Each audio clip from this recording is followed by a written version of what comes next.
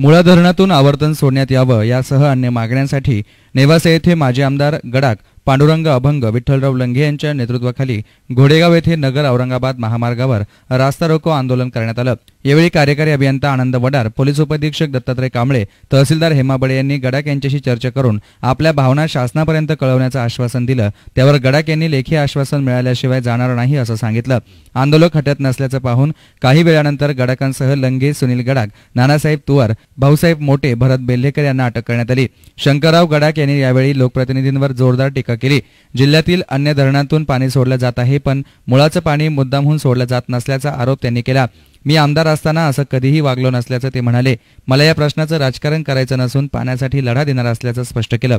आम्ही शासनाकडे 8 दिवसापूर्वी एक निवेदन दिलं होतं। त्या निवेदनामध्ये मागणी केली होती की नेवासा तालुक्यामध्ये मुळा धरणाच्या उजव्या कालव्याचं पाणी सोडावं आणि का सोडावं। जिल्ह्यामध्ये भंडारदरा धरणाचं पाणी सुटतं, कुकडीचं पाणी सुटतं, परंतु मुळा धरणामध्ये 13 TMC पाणी असून देखील 50% पाणी साठा मुळा धरणाचा झालेला आहे आणि या अगोदरच पाणी सुटायला पाहिजे होतं। ते पाणी जरी उशीर झालेला असला तरी लवकरात लवकर सोडावी ही आमची प्रमुख मागणी आम्ही शासनाकडे 8 दिवसापूर्वी दिली।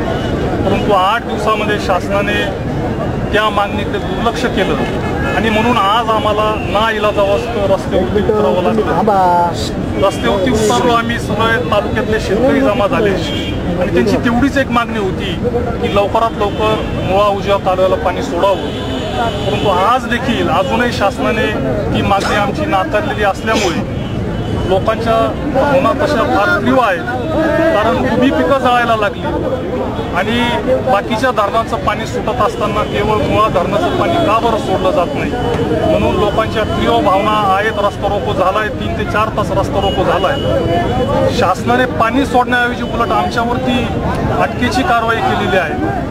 भविष्यामध्ये देखील अजूनही हा लढा संपलेला नाही। जरी आज अटक झालेली असली तरी देखील भविष्यामध्ये हा लढा जोपर्यंत पाणी मिळत नाही तोपर्यंत हा लढा थांबणार नाही। उलट पक्षी अधिक तीव्र आंदोलन पाणी मिळूपर्यंत केलं जाईल। यावेळी लंघे, अभंग, कारभारी जावळे, पवार, दादासाहेब चिमणे यांची भाषणे झाली।